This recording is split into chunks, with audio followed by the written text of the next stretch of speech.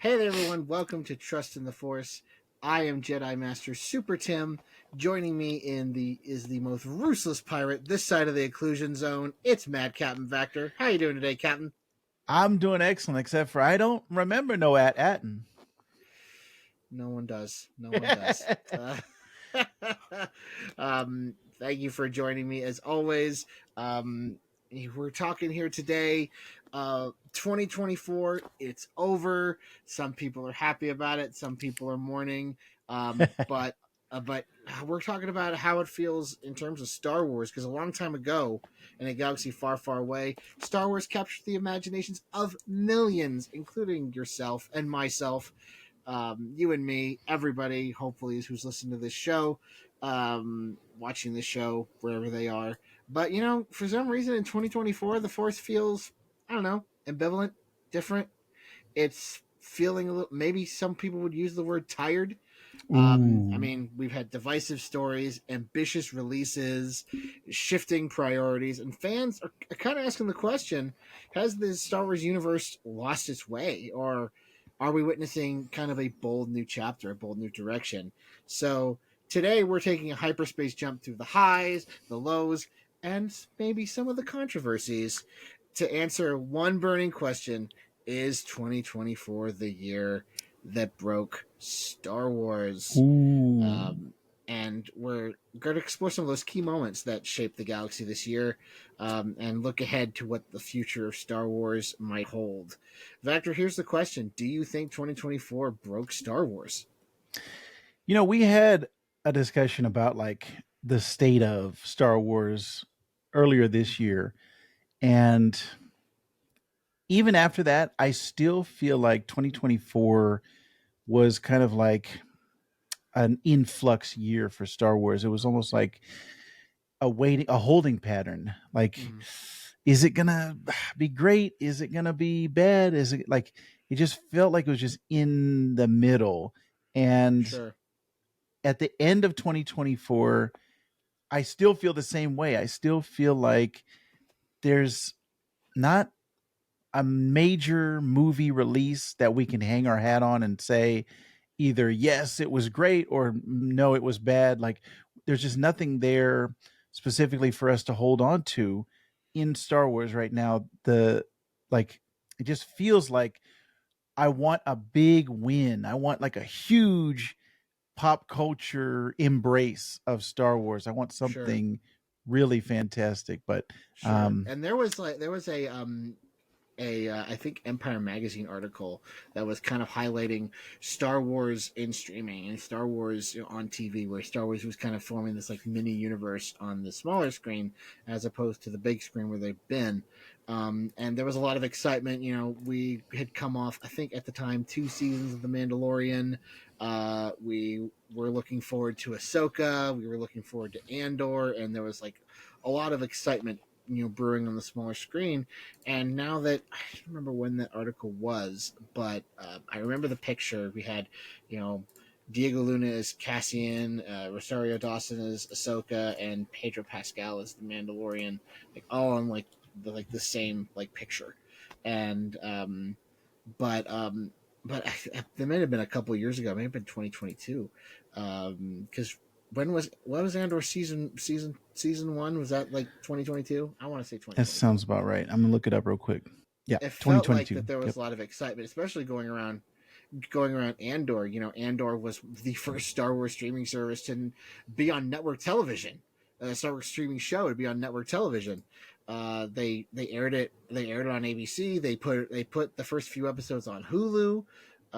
And so there was a lot of excitement of Star Wars on the small screen.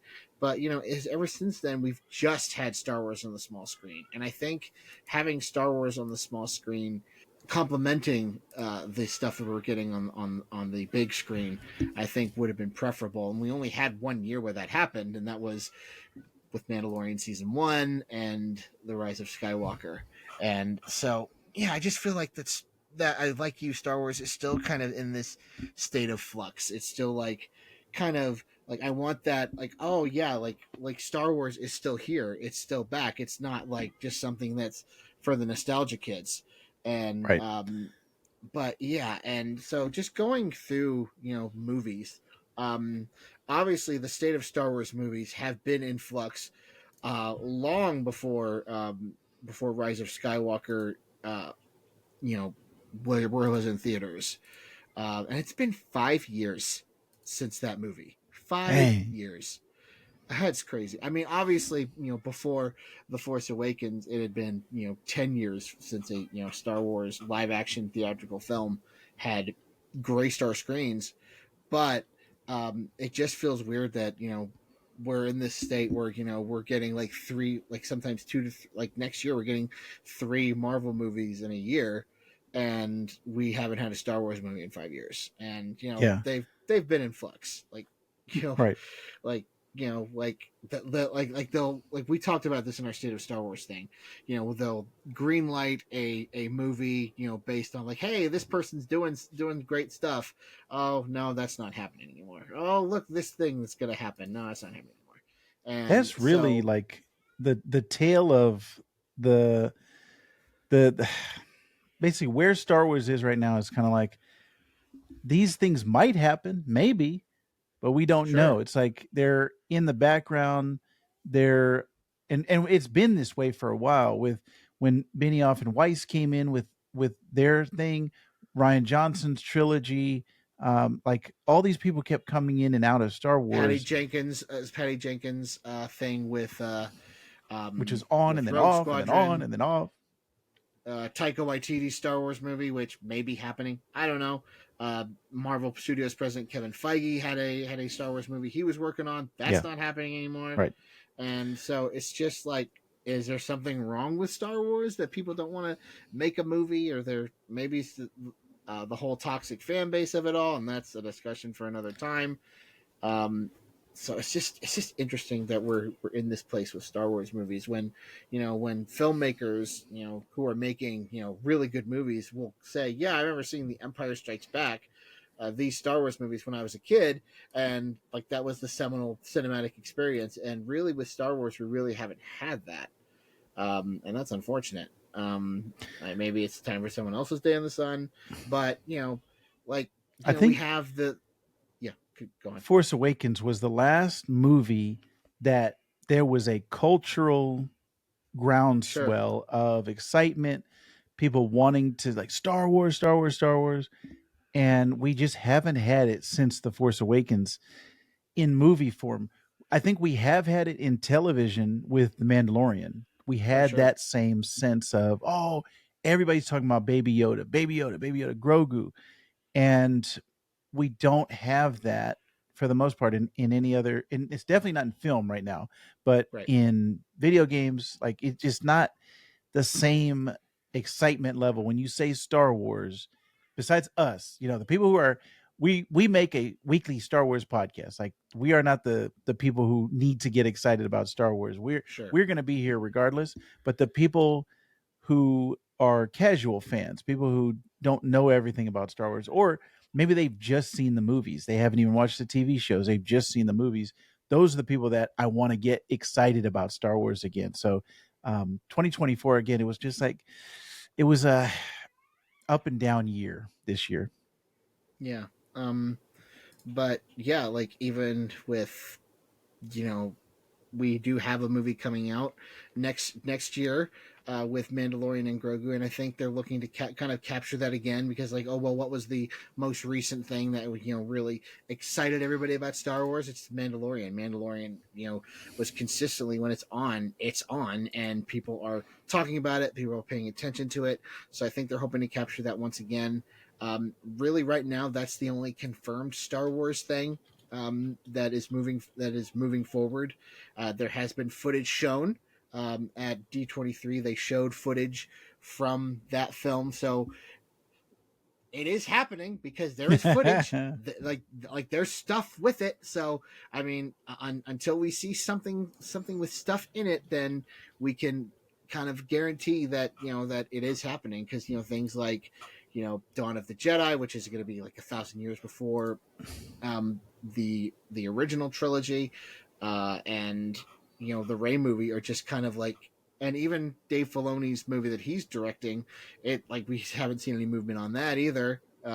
So it's just interesting. Movies are in a very flux point right now. Yeah. But as I mentioned, do you have anything else you wanted to say about movies before we move on? No, I just like I wish we could get a firm grasp on what is coming instead of, well, maybe that one might be in the works. This could be, we might be getting this. I want, like Mando and Grogu, I want to know what's coming out. I want to know what I can get excited for. Kind of like with Marvel, we know what movies are coming out. We know when they're coming out, and we can plan for it. We can get excited about it. With Star Wars, I don't want it to just be a surprise announcement, like, hey, just so you know, this movie's coming. Like, give us a proper, runway up to these films, and for us to not Sure. even know what's coming out beyond Mando and Grogu, that's crazy to me. For Star Wars, ever since Lucasfilm and they sold it to Disney, there's they felt like they started off with a plan. They started off with, okay, we're going to Mhm. do the regular episodes, then we're going to do the side ones, and we're going to do the regular episode, And I like and that they, plan. That was a good yeah, plan. That was I a solid liked it plan. also. But where is that now? Like, it's been too long. Like, it doesn't bother me that they were in flux, but to be in flux for this long, to be not Hmm. without a plan for this, like we're going on a year now, and it's like we still don't know what's beyond the Mando movie. So that's what I'm hoping for 2025, some direction for the franchise. Some, we know where it's going, we know what's ahead, rather than what we're going to talk about in our look ahead to 2025 episode, where we don't know, like there's hints and rumors and everything, but there's not a solid set of things coming out for the most part. So that's what I'm looking forward to, hopefully, in the future. Right, and like I think when a Star Wars Celebration or D23, where they say, "Hey, we're making this movie," and there's no date, and two, I mean, they've got directors, but that doesn't matter. They've had directors and writers flow in and out of the past, and so I would also like this is what we're doing, and they there was kind of evidence of it when they were talking about all the different eras of Star Wars, that they were focusing on eras of Star Wars, and I like that plan.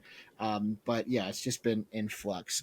But as we've mentioned, where Star Wars has had success, especially this year, um, is uh, is on in the small screen. And if you're listening to right now, you've been watching our Skeleton Crew breakdowns. I think we can both agree that our favorite, I mean, a favorite series that has been debuted on Disney Plus, uh, or otherwise, has been Skeleton Crew. And what else can we say that we haven't said in those breakdowns? Right. Well, it's a testament to how good Skeleton Crew is and how much we like it, that based on the fact that we liked the Acolyte, we loved Bad Batch, the Lego Star Wars Rebuild the Galaxy, the Tales of the Empire. We liked all of these things. It wasn't like we we were, oh, this is the worst of the year, and this is a bad thing. We were liking everything that was coming out, but we love Skeleton Crew. We're talking Yes. about it every week. We're reviewing it, and I think that just goes to show you the quality of Skeleton Crew. To me, is on par with those first two Mando seasons. Yeah. For like, every week I knew it was going to be good.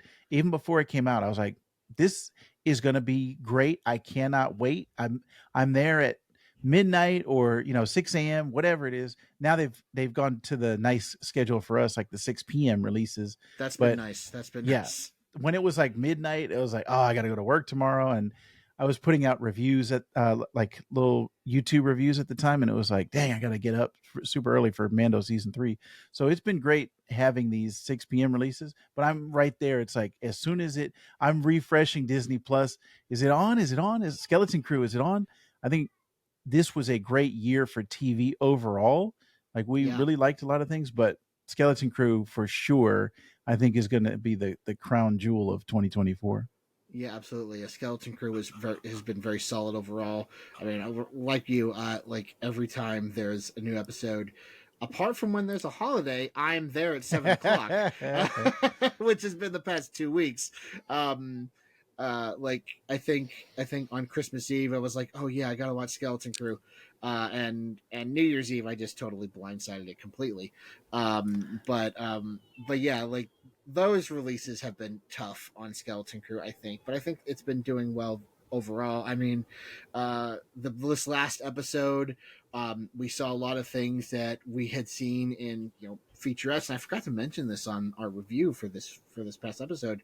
We got to see the crab monster, which we saw as a featurette weeks ago, um, and I just read an article today that TV Line, who they have their performers of the week every week for television on their website, and they had the actors' names are eluding me, but Fern and KB, they were the performers of the week, and that says a lot, not only about the performances that were there, but also about the quality of the program.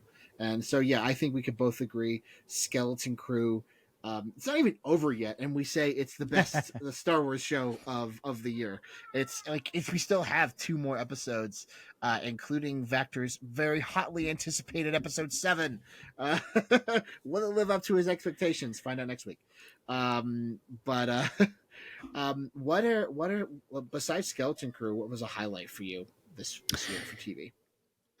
Unlike most people, man, what I was gonna say Acolyte, but then I thought about Bad Batch, and we reviewed every episode of the Bad Batch here on Trust in Mm-hmm. the Force. Also, Yeah. um, I loved the moment of the Acolyte when we got the lightsaber fights, the martial arts, the Mm-hmm. that very first episode when we got Trinity from the Matrix doing her Sure. Trinity thing, and Right. getting that stuff, getting the lore of Plagueis, and like the potential of Acolyte to me was a highlight.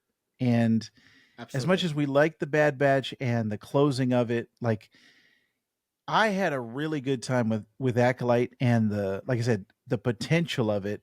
It didn't end up living up to the potential, and now that we're not getting a season 2, to me that kind of pulls it back down, and that's why I wouldn't say it would be my favorite show of 2024. Is it does not exist as a complete thought to me. They left on such a cliffhanger that that one season is just not satisfying. So, man, No. I really liked and what here's and, Acolyte could and have here's the been. thing, we're talking about that potential of the Acolyte, because going into the Acolyte, we were talking about going into the Acolyte, there were like both of us had one thing going into the Acolyte that was really drawing us to it. For you, it was the martial arts, it was it was the choreography, martial arts, and stuff like that.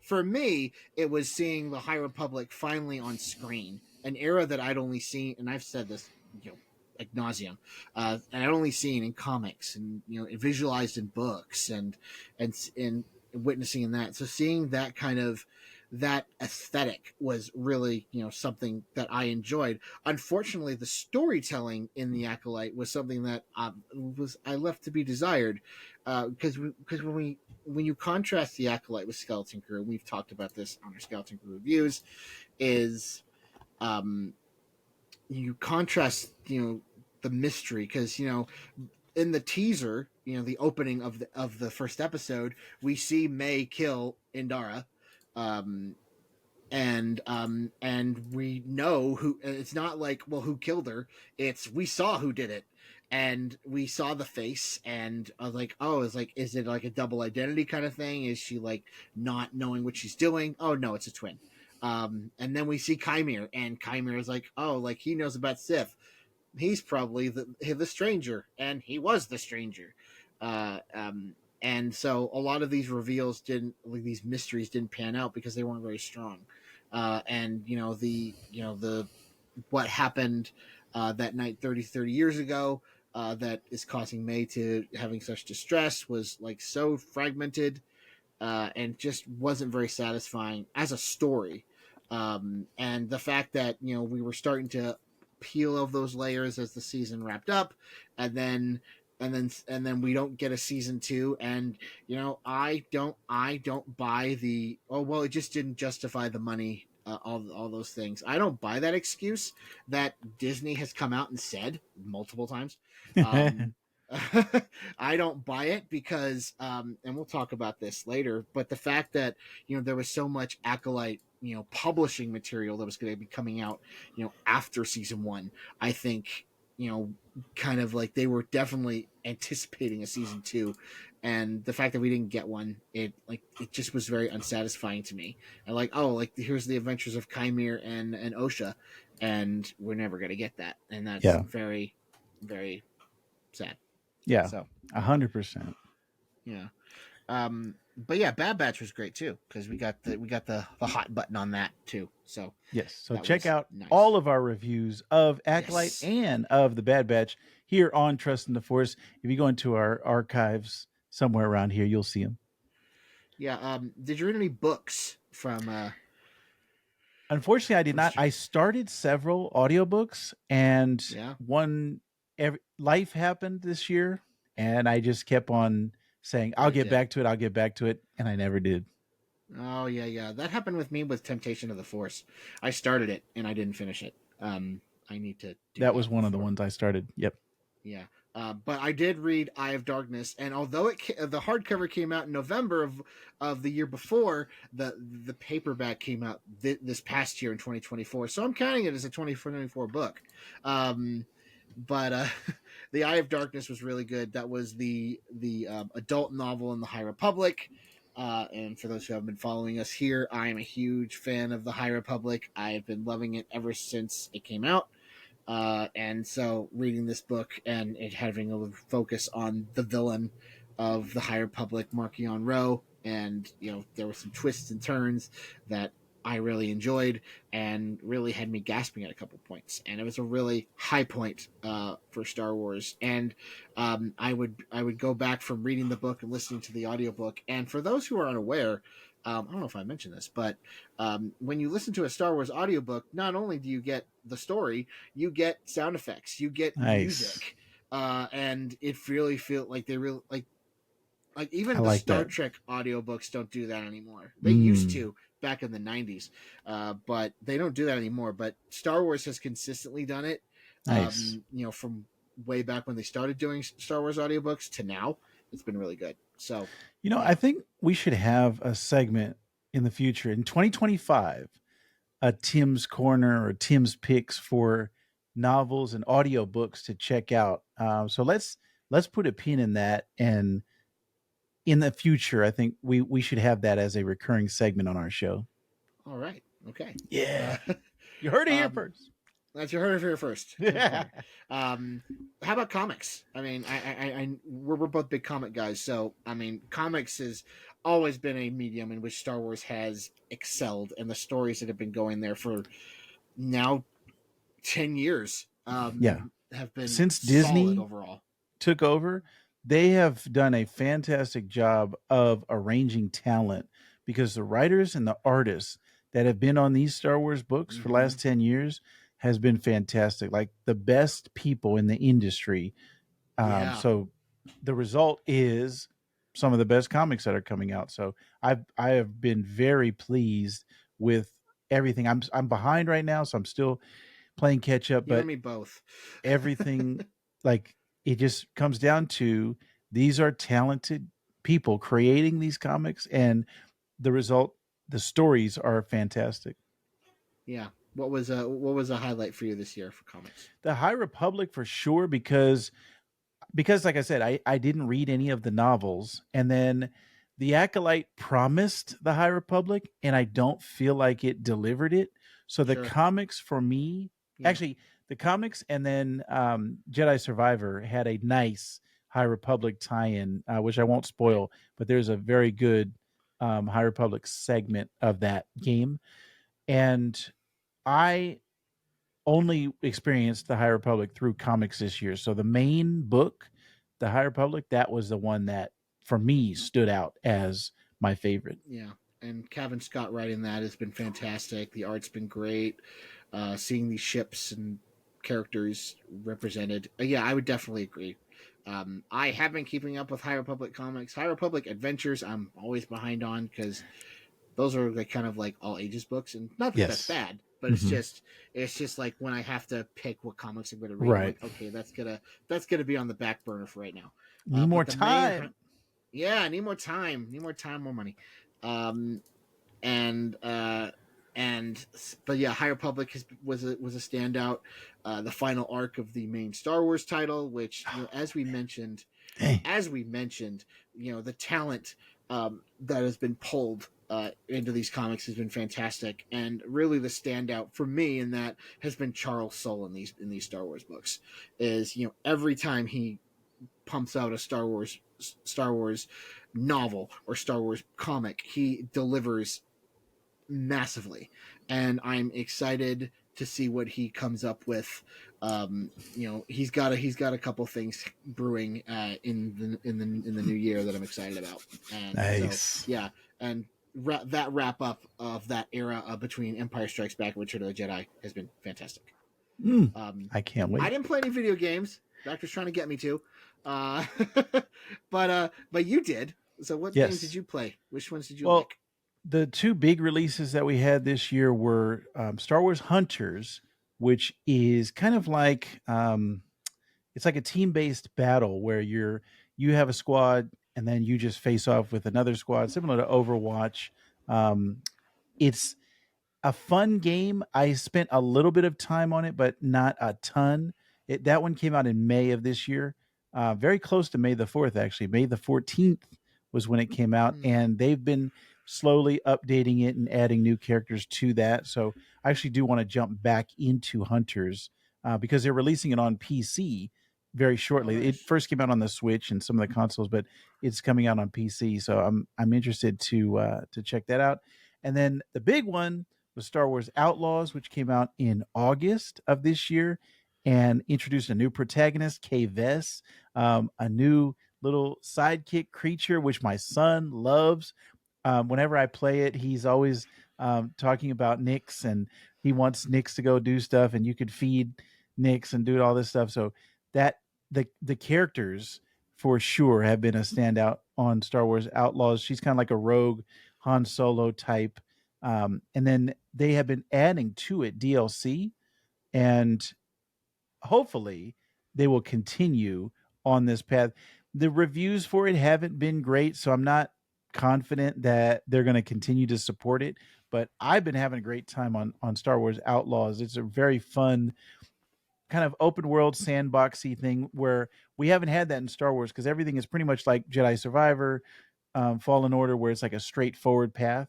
Outlaws kind of allows you to have some choice and decide where you want to go. We haven't That's seen cool. that since Knights of the Old Republic, way back. What?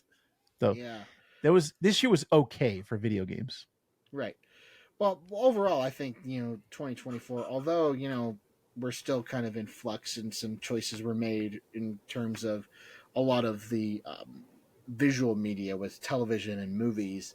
But I think overall, I think we can agree that the published material has been great. Books, comics has been delivering really solid Star Wars material.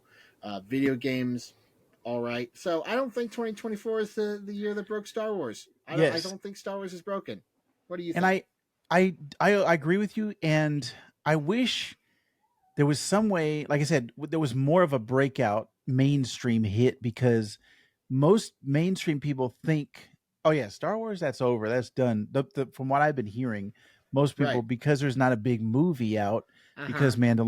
Doesn't have a big presence right now, they're kind of like, "Oh, that's in the past, that was old," and like the hotel didn't do well. So I think the TV shows are what is like their bread and butter right now, and I think Skeleton Crew is giving it a little shot, little injection, Oh yeah, but we absolutely. need bigger hits from the novels, the comics, the video games to get more mainstream or more of the general public interested in Star Wars again. Sure, sure. And obviously, obviously the novels and the comics are doing well.